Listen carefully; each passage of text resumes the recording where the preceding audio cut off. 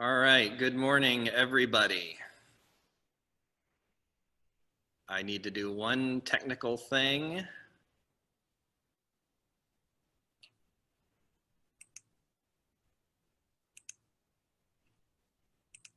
And then welcome you to our online Zoom service to Sunday morning from the sanctuary with me and Dr. Veronica Jordan, our worship associate today. How good it is to be together. Just a kind of quick reminder of how it all works. I have to keep you muted for the duration, just to keep echoes to a minimum. Speaking of, is your speaker on over there? But you can communicate with the hosts if you have any technical problems, particularly Michael Bingham, who's behind the scenes throwing up our videos and everything. And we'll make sure to have it work as well as we possibly can. The monthly theme with our Soul Matters program is renewal. And today's topic came from a worship associate meeting some time ago when we were brainstorming on that theme of renewal. And someone said, of these times, we are either in the tomb or we are in the womb. And that phrase stuck, and so we're going to explore that today. A few announcements, of course, while folks continue to gather. One next week is very exciting. Same time, 10:30. We'll get you linked up in exactly the same way. But we are hosting the first ever online North Bay Unitarian Universalist Revival. And we will have the joint choirs. We will have speakers from the congregations of Marin, Petaluma, and Napa. Reverend Dara will be here, as well as Reverend Marcus from Marin and Reverend Lisa from Napa. We'll sing songs together. We're hoping there will be hundreds and hundreds of UUs gathered that day, so be sure to come. We'll go into breakout rooms right after that so people can make new friends. We have a town hall meeting coming up on the afternoon of Sunday, October 18th, so mark your calendar for that. We'll skip coffee hour that day and come back together to just get caught up on how things are going here and take your questions and suggestions on any topic, the board and I. If you haven't, if you used to do your auto pay of your pledge through Vanco, you need to switch that over to Realm. You got an email about it. It needs to happen by the end of the month, which is coming up in just a couple of days. I'll show you a little bit more about Realm and the giving platform there when we go to take the offering. The first online offering we'll have done later in the service. Just a couple more things. If you have Netflix, I insist that you watch The Social Dilemma. Enough said. Our fellow member Ben Ford is running for Cotati City Council. Congratulations, Ben, and good luck. Claire Whitfield, who's here, wants to be sure to thank everybody. I guess there's just been a huge outpouring of the goods that are needed by good friends of hers, Early and David, and y'all have stepped up big time, so thank you so much for doing that. And almost last but not least, we do have another round of small group ministry Soul Matters circles opening up, and Joanne Lefferts is a big fan of Soul Matters and small group ministry, and she's going to be one of our facilitators, and she's just going to tell you a little bit more about it. If you would unmute yourself, Joanne, and it's all you. Thanks, Chris. So, hi everyone. I am Joanne Lefferts, and I'm fairly new to UUCSR, so I'd like to introduce myself a bit.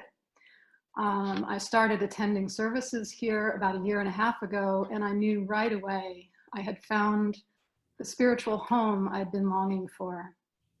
I resonate deeply with UU principles, feel nourished by the services every Sunday, and I appreciate the many opportunities to engage in groups and activities like Soul Matters. It's been a great way to get to know people. And I'm happy to say I joined officially as a member of the community in this spring. So as soon as I heard about Soul Matters, I dove right in and have been a part of a group since January. I love the variety of the resources in each monthly packet that we receive. Each month we explore a particular theme, such as awe, belonging, wisdom, and renewal. And just each time a new packet arrives in my email inbox, it feels like Christmas morning. I can't wait to open it and unpack what's inside. There's poems, inspirational quotes, questions for reflection, links to videos and films that relate to the theme, and wonderful spiritual exercises that invite us to connect more deeply with our own inner wisdom and help us embody UU principles in a deep and meaningful way. Once a month, we meet in our small groups and share what we're discovering, what we're learning about ourselves, what new perspectives or insights we've gained, and where we feel challenged to grow. Last Sunday, Reverend Chris talked about the different ways we can tend to the garden of our lives and of our society. Well, Soul Matters gives us the perfect tools and practices to do just that, to nurture our own soul's growth and to nurture connection with one another in our small group sharing, where we offer the gift of deep listening and caring, something so needed in these challenging and difficult times. So I just highly recommend giving Soul Matters a try. Check the focus email list and the newsletter for more information. And if you're interested, contact the office and let them know you'd like to sign up for one of the small groups. Thank you for letting me share. Thank you, Joanne. We'll mute everybody again. If you missed any of that long list of announcements, they will, of course, be available as the start of this video, which we're making now, of this live service, which you will find on our UUCSR YouTube channel, usually by morning, sometimes by later tonight. While you're there, subscribe to make sure you always learn when new videos come up. And I guess that's all the business we need to take care of. I'm so happy to see you. I love you. And let's worship together.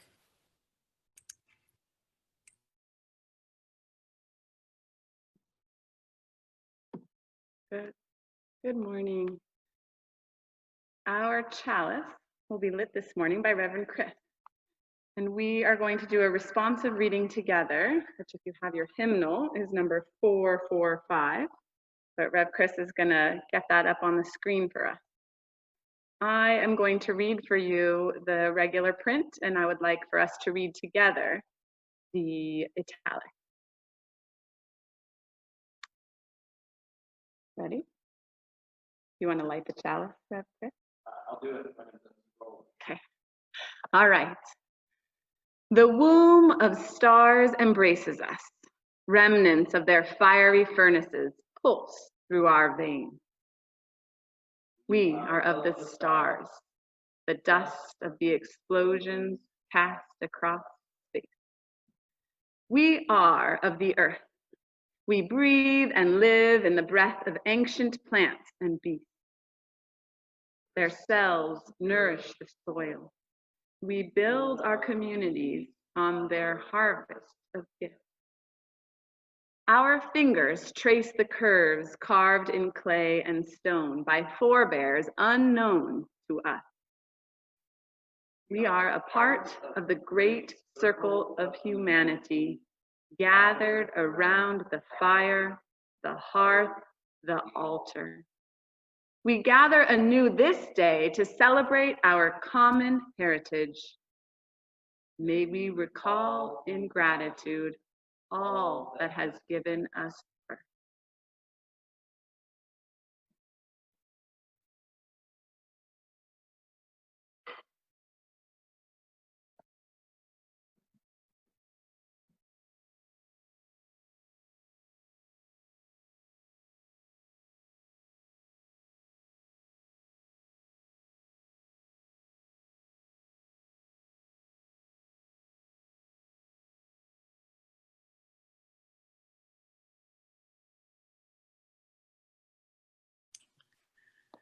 Let's sing together. The hymn is Gather the Spirit, if you have a hymnal handy. Otherwise, the words will be right on the video. Gather in peace, gather in thanks, gather in sympathy now and then, gather in hope, compassion and strength, gather to celebrate once again. Gather the Spirit, harvest the power, our separate fires will kindle one flame. Witness the mystery of this hour, our trials in this life appear all the same. Gather in peace, gather in thanks, gather in sympathy now and then, gather in hope, compassion and strength, gather to celebrate once again. Gather the Spirit of heart and mind, seeds for the sowing are laid in store, nurtured in love and conscience refined, with body and spirit united once more. Gather in peace, gather in thanks, gather in sympathy now and then, gather in hope, compassion and strength, gather to celebrate once again.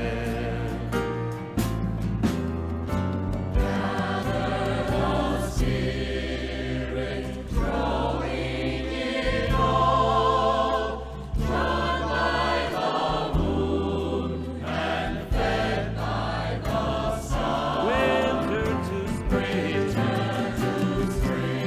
and summer to fall, the chorus of life resounding as one. Gather in peace, gather in thanks, gather in sympathy now and then, gather in hope, compassion and strength, gather to celebrate once again.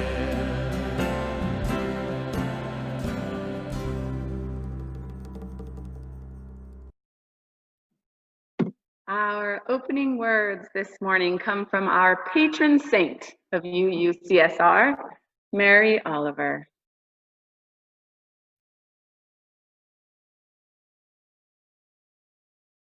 Chris is going to share his screen so you can see them as I read them to you. The Turtle by Mary Oliver. The turtle breaks from the blue-black skin of the water to dig with her ungainly feet a nest. And you think of her patience, her fortitude, her determination to complete what she was born to do. And then you realize a greater thing. She doesn't consider what she was born to do. She's only filled with an old blind wish. It isn't even hers, but came to her in the rain or the soft wind, which is a gate through which her life keeps walking. She can't see herself apart from the rest of the world or the world from what she must do every spring. Crawling up the high hill, luminous under the sand that has packed against her skin, she doesn't dream, she knows. She is a part of the pond she lives in. The tall trees are her children. The birds that swim above her are tied to her by an unbreakable string.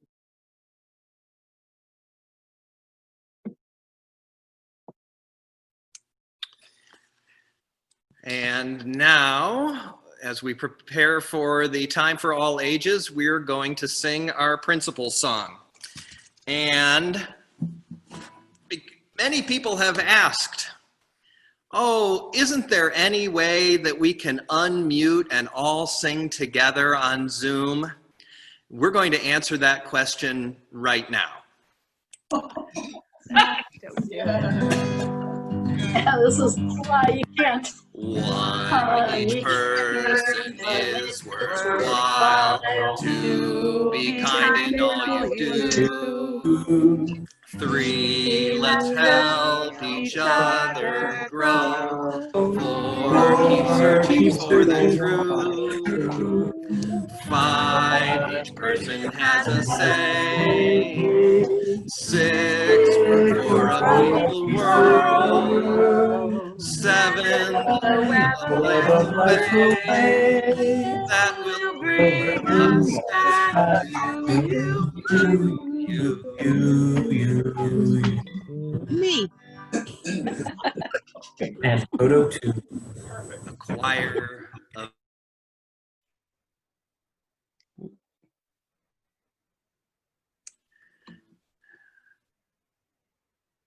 And here comes Era.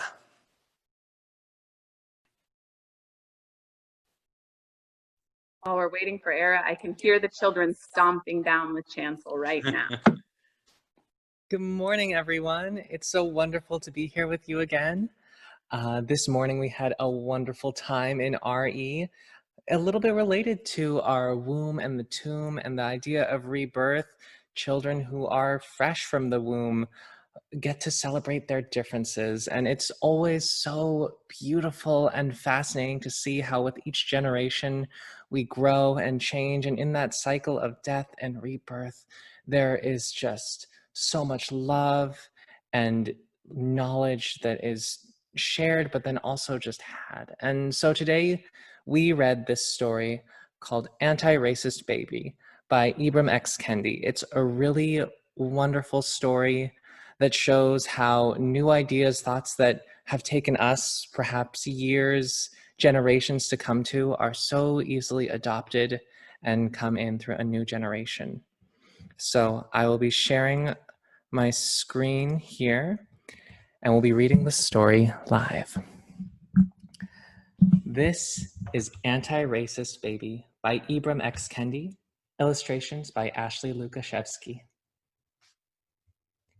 Anti-racist baby is bred, not born. Anti-racist baby is raised to make society transform.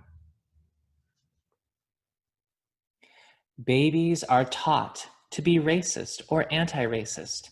There's no neutrality. Take these 9 steps to make equity a reality. 1. Open your eyes to all skin colors. Anti-racist baby learns all the colors, not because race is true. If you claim to be colorblind, you deny what's right in front of you. 2. Use your words to talk about race. No one will see racism if we only stay silent. If we don't name racism, it won't stop being so violent. point at policies as the problem, not people. Some people get more while others get less because policies don't always grant equal access. 4, shout, "There's nothing wrong with the people."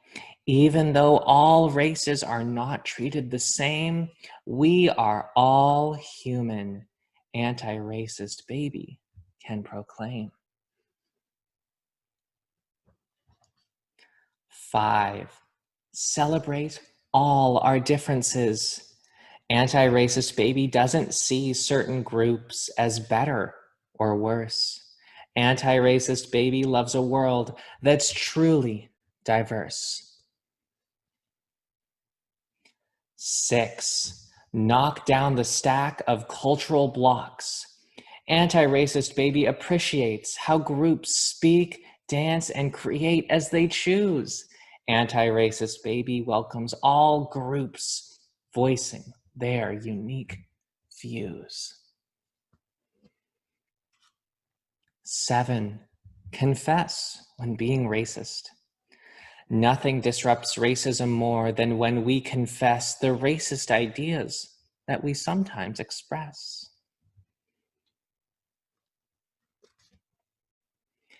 8, grow to be an anti-racist. Anti-racist baby is always learning, changing, and growing. Anti-racist baby stays curious about all people and isn't all-knowing. 9, believe we shall overcome racism. Anti-racist baby is filled with the power to transcend, my friend, and doesn't judge a book by its cover, but reads until the end. Thank you, everyone, for listening to that story with me. It's such a beautiful sentiment, and I feel so filled with joy and love and hope, knowing that these are the values and lessons that our children have the privilege to grow up with. And now, as we think of those coming fresh from the womb, let's go together in our Unitarian Universalist affirmation. We are Unitarian Universalists, people of the open minds, the loving hearts, and the helping hands. Thank you all. And next up, we have Chris. Thanks. So here's exciting news, folks. We are ready to start sharing the Sunday basket again. We have not actually taken an offering per se, certainly not in any of our video productions from earlier, and weren't quite sure how to do it in this context. But now we know. And the good news is that starting now, we're going to actually give the whole Sunday collection to the organization that we are supporting. And we can do that in a really easy way, thanks to the cool software that we have, which is Realm. So look, if you go to our website and you click on Give Now, then the Realm giving platform opens up, yeah.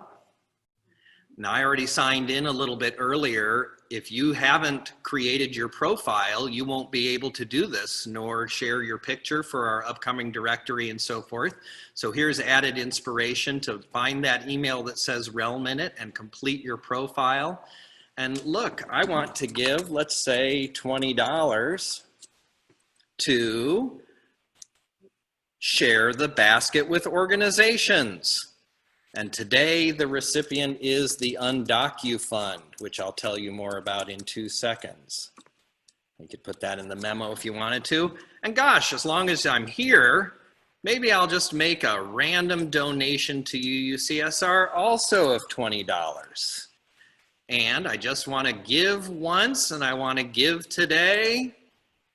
Boop, off you go. And then the next screen would let you enter your bank account or your credit card or whatever it might be. And that's as easy as it is in order to give money to us or to a worthy cause.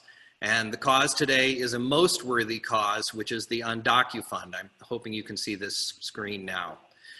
This is a joint project of the North Bay Organizing Project, which our congregation is a lead member of, as well as the Brighten Day Labor Center and North Bay Jobs with Justice, which since the first round of the fires back in 2017 has raised and given away, hold your breath, $10 million and been featured in national news outlets all around the country as an example of how a community can take care of people who get left out of all of the traditional forms of government support very frequently, often don't even, aren't working with people who speak their language to try and get the aid that might be available to them.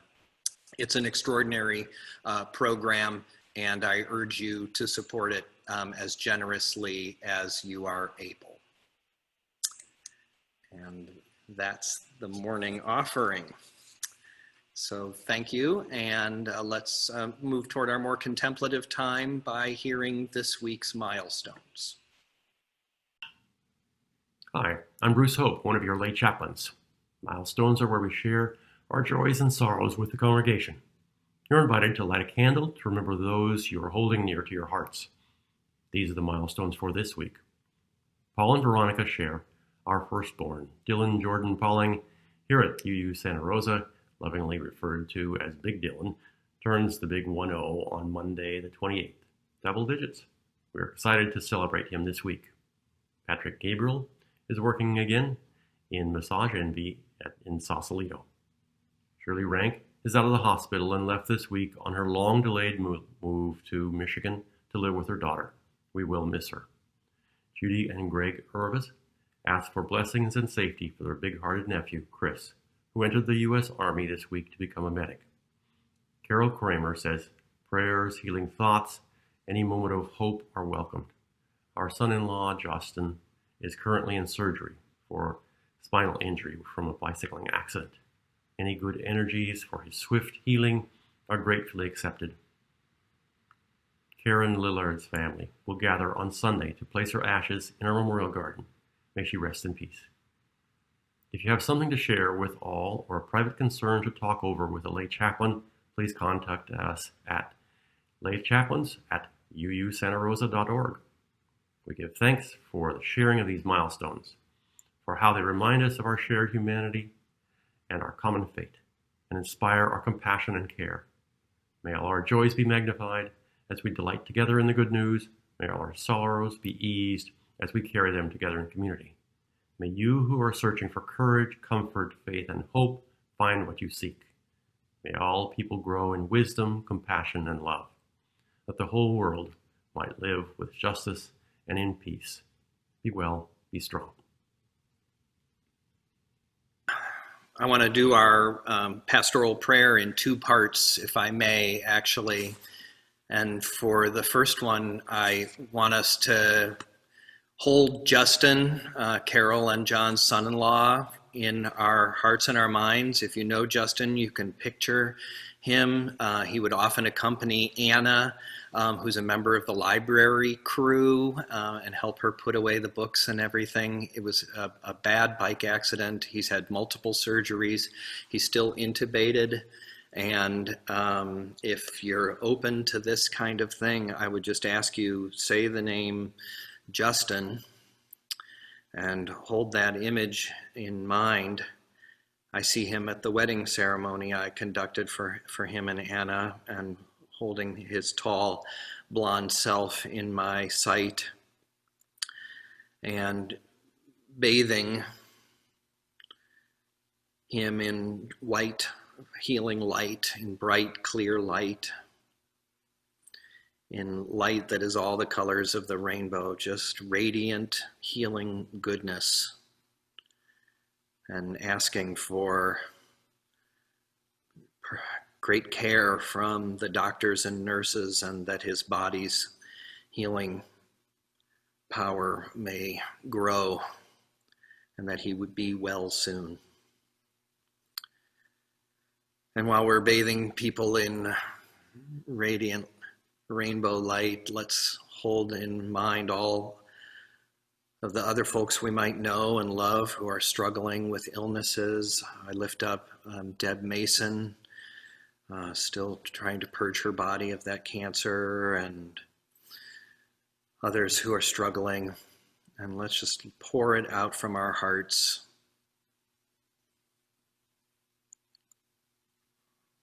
Praying for health and well-being, and that all may be well. Amen and blessed be. Thank you. We'll keep you posted as to what happens there. And we'll pray more when we come back from this song.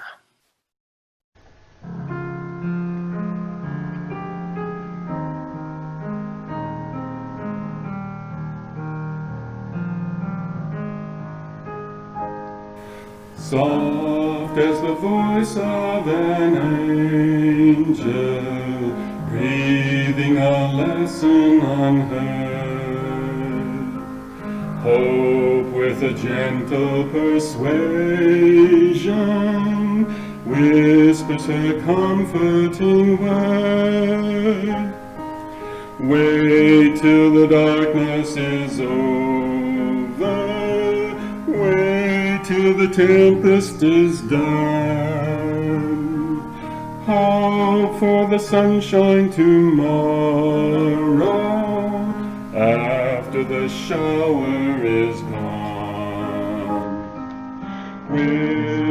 Whispering hope, oh how welcome thy voice, making my heart in its sorrow rejoice.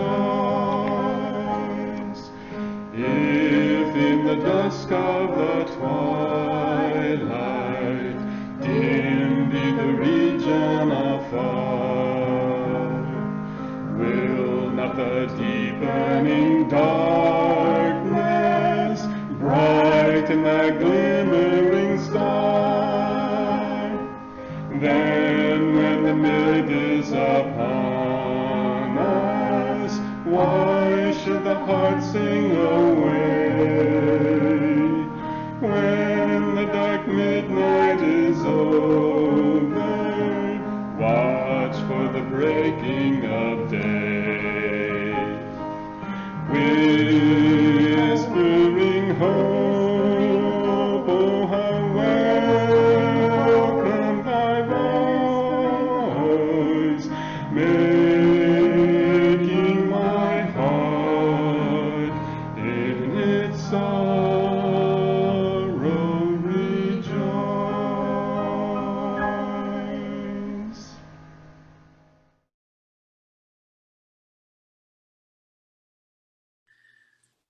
Tomorrow is Yom Kippur for those of us here who identify as Jewish, and for the wider Jewish world, which is a remarkable day, the highest of the high holy days, and a day set aside for reflection on the events of the last year and for the ways that we have fallen short of our expectations of ourselves and our own moral values, and that which the spirit of life and love would demand of us. And it's a poignant year for that sort of atonement when we think not just of our own selves, but of our nation and its many sins. We passed an extraordinary milestone this week of 200,000 Americans who have died from the coronavirus, which is a number that's just sort of staggering, and the pain that has been brought because of that, and the grief that we may not have even allowed ourselves to feel because that number is just so extraordinary. there's a grim device on the Washington Post website that lets you put in your own address and draws a circle in a radius within which 200 and some odd thousand people would be found. That would be as if everyone in a 4.6 mile radius of the Glazer Center, the entire town of Santa Rosa, and then some, had all died. That's how many people spread around the country. And when we start to think about just how many people that is, at least my heart opens with sorrow, and my heart opens with the desire to get right with the spirit of life and love again.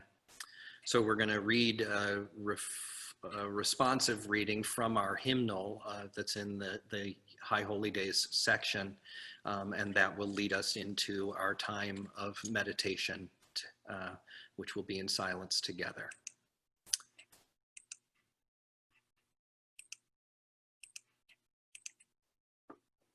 And this is the reading on turning. I'll read the bold and we'll all read the italics, please. Now is the time for turning. The leaves are beginning to turn from green to red and orange. The birds are beginning to turn and are heading once more toward the south. The animals are beginning to turn to storing their food for the winter. For leaves, birds, and animals, turning comes instinctively. But for us, turning does not come so easily. It takes an act of will for us to make a turn. It means breaking with old habits. It means admitting that we have been wrong, and this is never easy. It means losing face. It means starting all over again, and this is always painful. It means saying, I am sorry. It means recognizing that we have the ability to change. These things are hard to do. But unless we turn, we will be trapped forever in yesterday's ways. God, help us to turn from callousness to sensitivity, from hostility to love, from pettiness to purpose, from envy to contentment, from carelessness to discipline, from fear to faith. Turn us around, O God, and bring us back toward you. Revive our lives as at the beginning, and turn us toward each other, for in isolation there is no life.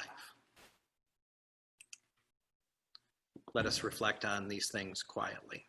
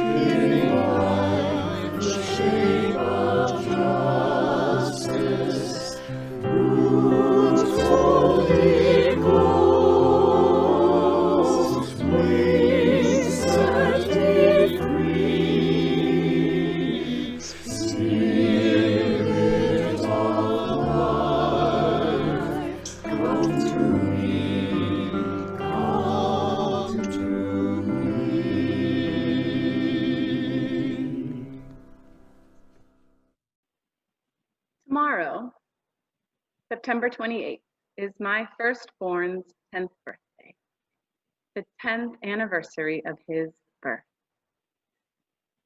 Birth is amazing. I imagine that many of you have seen birth, either have experienced your own or been present at someone's you love. Some of you probably haven't. Birth is the most amazing thing I have ever seen. Miraculous. Every time. I have been blessed to birth my own 3 children and blessed to be witness to the miracle for a few hundred others. Some births are loud. Some are quiet. Some are hard. None are easy, but some are easier. Some are quick, some are long, some are full of utter joy. Some are more somber. I will tell you that just a few minutes before a baby is born, or maybe even just a few seconds, there is this moment every single time.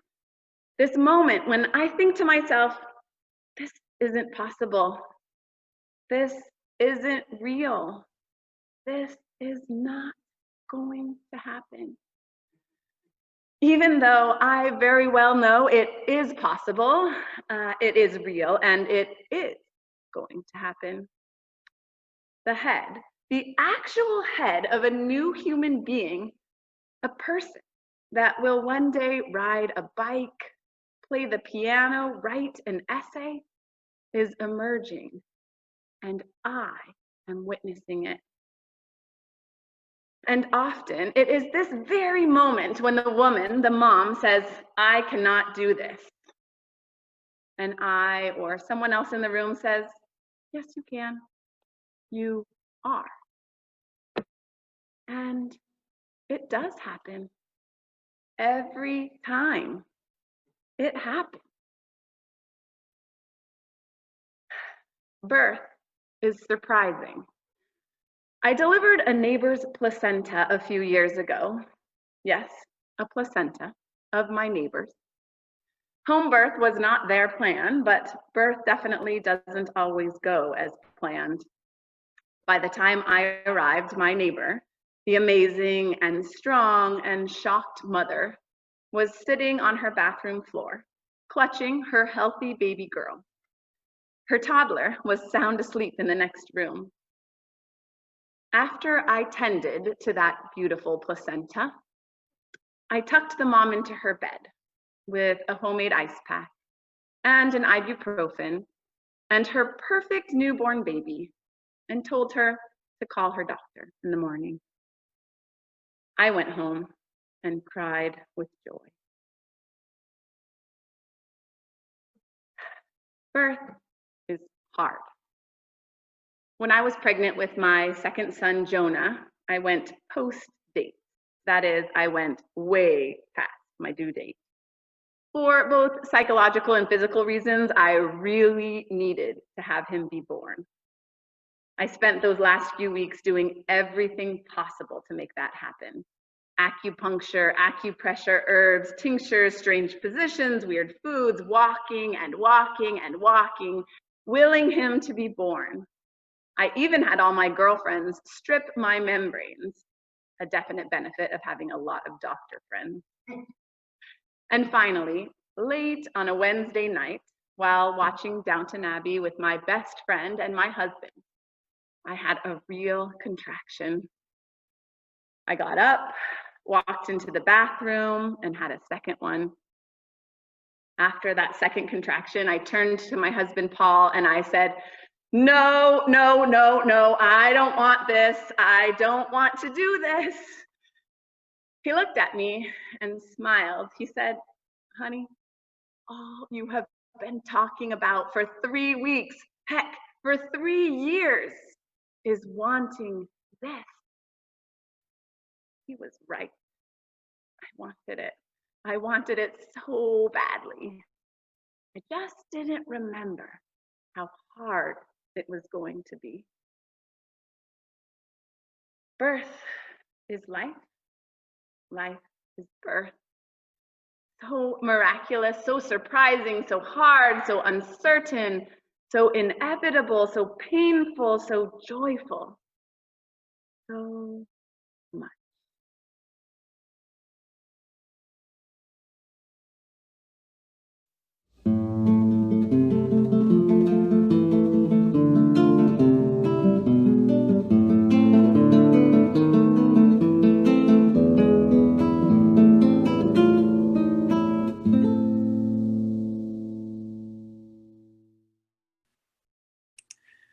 I don't know if anyone here remembers what it was like to be in the womb. I can't. I can't actually remember anything before my 5th birthday, which I understand is really not that uncommon. And I know there's rebirthing processes and so forth. We are in Northern California. Some of you might actually remember what that was like, but I don't.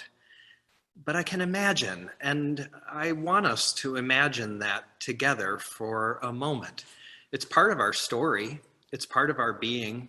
Part of our karma of being a person was that for those 9 months, something you can safely call you took shape in a stretchy, tight, growing, wet, noisy cave.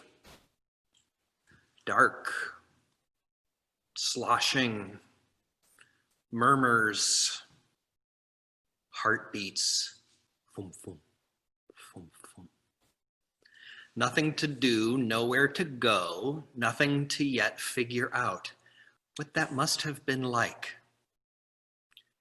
Perhaps in there we heard the whispering hopes of one or more of our parents, imagining who we would become, imagining what the world into which we would arrive would offer us, for good or for ill. Frankly, when I think about it now, as much as I'd love to have that sense of security and being completely in someone else's charge, it sounds kind of claustrophobic to me. After just a week in the hospital, considerably larger than a womb, I felt like I was going to go kind of crazy, needing a little more room to stretch things out. And I think of the poor souls whom our unkind and unjust prison system sends into solitary confinement. One tiny window, if that, on the wall. And that doesn't sound like a womb to me, it sounds like a tomb. I'm a person who can meditate all day long as it's up there in the beautiful redwoods at St. Dorothy's Rest. It would take me a while, I think, to get used to being alone in a room, a tomb or a womb. In our spiritual lives, we have these cycles, these experiences of birth and death, of shrinking and enlarging. And I think right now, a lot of us are feeling compressed, shrunken, isolated in confinement with our fears of the virus, our fears for the survival of our democracy, with the violence in the streets and our country's racial history front and center. There's a downright glow of mortality in the air, and it's squeezing us, which means we have to make an effort to remember. However dead or shut down you might be feeling, the tomb and the womb are often very much the same thing. Our lives are both. They are always increasing and decreasing, being born and dying, ebbing and flowing. We're always in both, in a moment of pure possibility. And I think it's important right now to take that compression, that fear, that sense of being alone, and begin to reimagine that we are at a birth, at a moment of revolutionary transformation, not not merely renewal or restoration, but new birth, born again, as it were, as people, as a country. These two states, as I've said, have a lot in common, womb and tomb, and not just their spelling and their sound. Many a Christian Easter homily, I can tell you, has the very title of the womb and the tomb. And many a person who believes in an afterlife sees death as simply the passage of birth into a new life. A womb tomb, it turns out, thanks to Google, is a real thing. I learned a little bit about archaeology in preparation for this service. A womb tomb is a sort of tomb that archaeologists have identified as being made in the shape or structure of a womb. And here's an example. This is from a site in England. This is the picture that they put there on the Wikipedia page for a womb tomb. I probably don't have to spell things out for you too much with this picture. It's worth noting the inside is also references the feminine passage by which all humans have entered the world. And many people, including the writer D.H. Lawrence, visited some of these tombs and had these wonderful poetic things to say. Here he is looking at a similar kind of tomb north of Rome. He writes, "The stone house suggests Noah's Ark without the boat part. The Noah's Ark box we had as children, full of animals. And that's what the tomb is, the ark, the womb of all the world that brought forth all creatures. The womb, the ark, where life retreats in the last refuge." And elsewhere, another writer, Dylan Thomas, actually called himself, thank you Wikipedia, a womb tomb poet. And his early work is sometimes referred to as his womb tomb period, when he was looking so deeply at and so moved by the realization that the energies of life and death are one and the same and cannot be separated from each other. One of his more famous poems you might know, "The force that through the green fuse drives the flower destroys my green age. That blasts the roots of trees is also my destroyer." And other artists have explored this connection as well. For example, can you see that now? Did it change?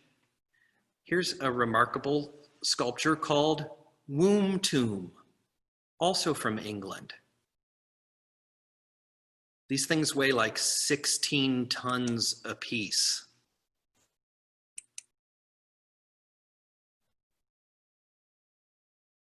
And when you look at it, you sort of ask, am I coming or am I going? Am I entering this life? Am I leaving this life?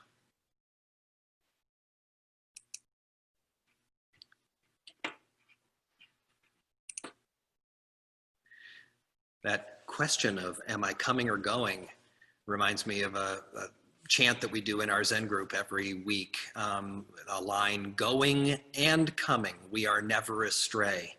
When you wake up to the reality of the world, that birth and death, womb and tomb, emptiness and form, things and their essence are all the same. When you are able to be in the womb and the tomb at the same time, you are never astray, it says. And with thought that is no thought, singing and dancing are the voice of the law. Truly, is anything missing now? Nirvana is right here before our eyes. This very place is paradise, this very body, the Buddha. Now, the people that wrote that, holding life and death in an intimate embrace, they were no strangers, right? They knew, in fact, people of any century prior to this one knew both wombs and tombs far more intensely than we do now in our sanitized society. But holding the dual image, they could still be playful, saying singing and dancing are the voice of the law. One more artist I want to show you, just because I was so delighted by her, is this gal from the Netherlands. Verdi is her name. And she did these remarkable hortisculpturen, they were called, like horticulture, but hortisculpture. These fuzzy, giant fuzzy things, including one called Groovy Coral. Yeah, right on. And one of the more famous ones is this one, and I probably don't have to tell you what it's called. It's a womb tomb. I wonder, what would it be like to lay in there? And what would it be like to come out? Clearly, this tomb was not something to be afraid of. Here she is with her children, emerging from the tomb to new life.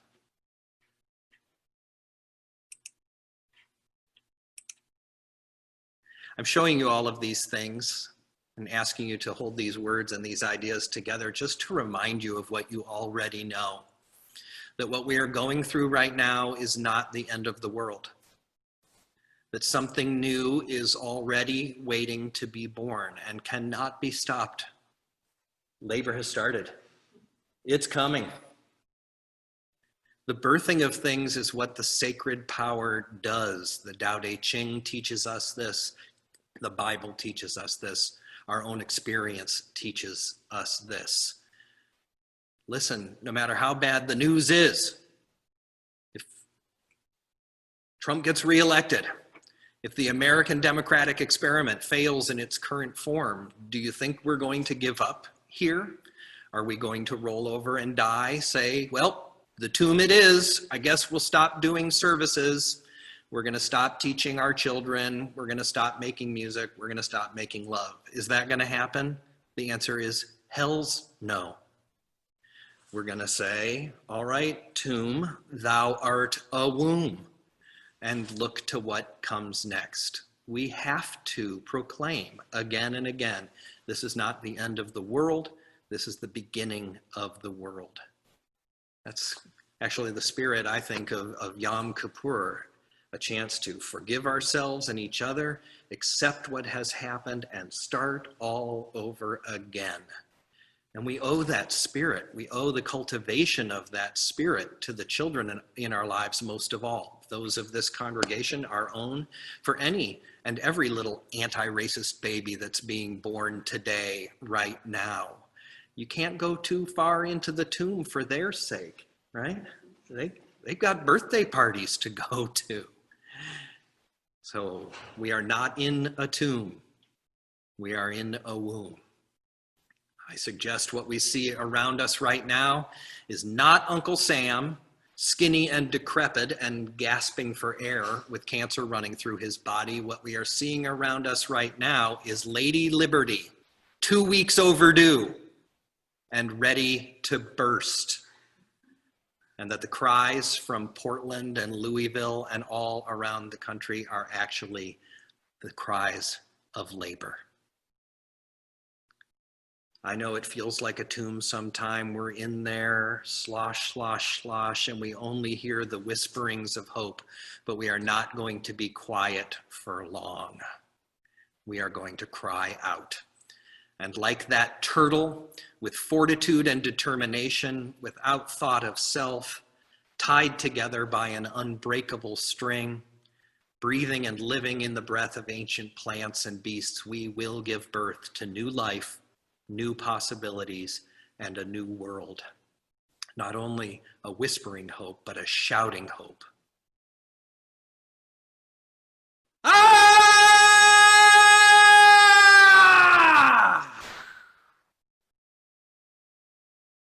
There is more love somewhere. I can feel it. Here it comes. Let's sing.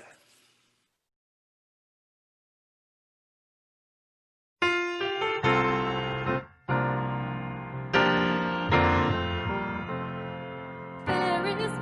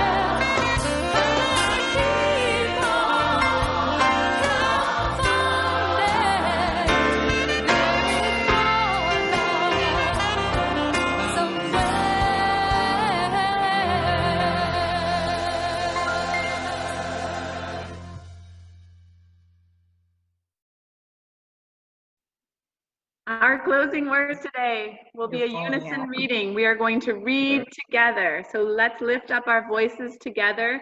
This is from our hymnal, number 691 by May Sarton. Let's read together. Let's unmute everyone. Let's do it, Chris. Let's unmute everyone. I'll try. Let's see if I can do it. Chris has got it. All right, here we go. Together. Help us to be the always hopeful gardeners of the Spirit, who know that without darkness, nothing comes to birth, and without light, nothing flowers. So, Be the the bouncing service ball. is ended. We have some music from Roger. Back and forth.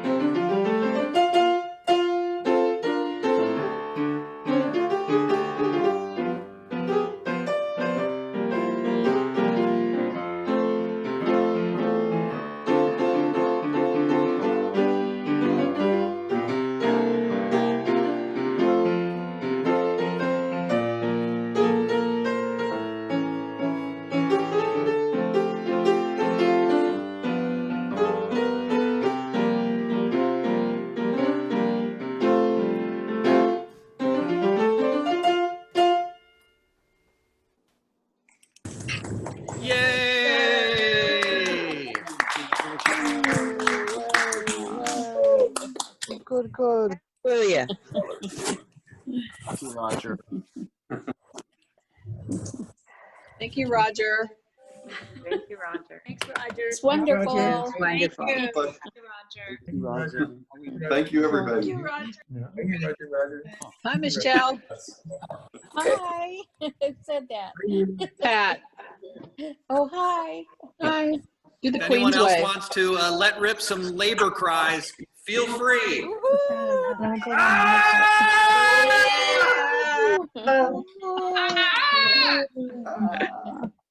Sounded like that. Here, Dave, come on in. No. Okay. Hey, Deb's gonna have her first grandchild at the end of December. Yeah. Congratulations, Deb.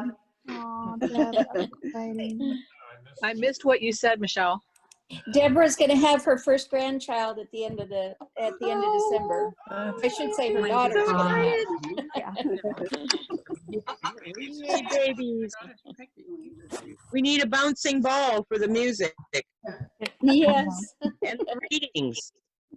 It's so wonderful to see everybody. It is wonderful. Thanks, everyone, for being here. Thank you so much, everyone.